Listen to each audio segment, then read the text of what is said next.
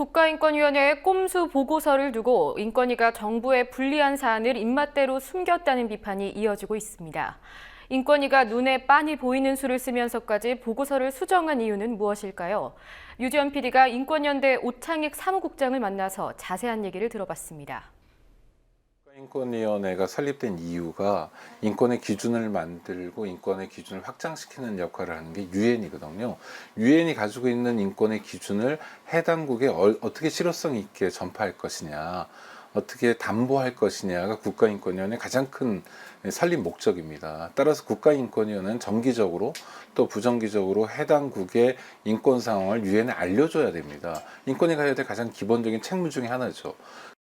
국가인권위원회가 왜 존재해야 되는지에 대한 기본을 망각하고 스스로의 근간을 허물어버리는 거예요. 국가인권위 그 역할을 해줘야 됩니다. 그럼으로써 국제사회 일원으로서 국제사회와 함께 한국의 인권을 진전시켜 나가야 돼요. 그런데 우리가 지금 지난 1년 동안 우리가 겪은 여러 인권 문제 중에서 정말 가슴 아프게 생각하는 인권 문제들, 중요한 인권 문제들, 세월호 참사, 통합진보당 해체, 그 다음에 뭐 여러 가지 표현의 자유와 관련된 여러 가지 문제들, 이런 것들을 몽탕 다 빼버렸어요.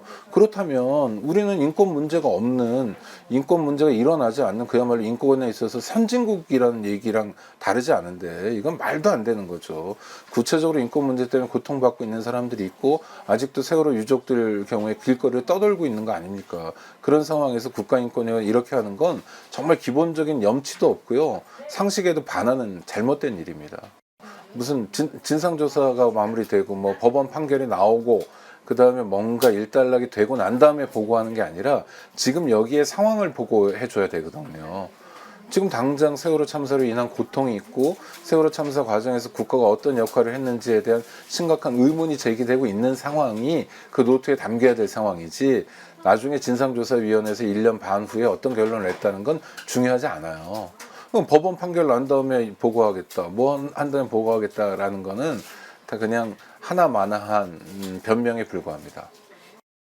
국민들의 인권을 지켜주는 호민관 역할도 전혀 못하고 있고 오로지 정권의 입맛에 맞게만 움직이고 있는데, 지금의 인권위원회 구조에서 다른 걸 바라는 건 불가능하다고 생각하고요.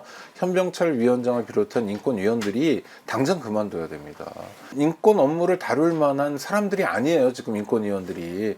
이를테면 뭐 동성애에 반대한다든지 인권 관련 활동을 전혀 안 했다든지 인권 관련 뭐 논문 한 편도 안 썼던 사람들이 전부 국가인권위원회에 모여 있습니다. 이래선 안 되는 거고요.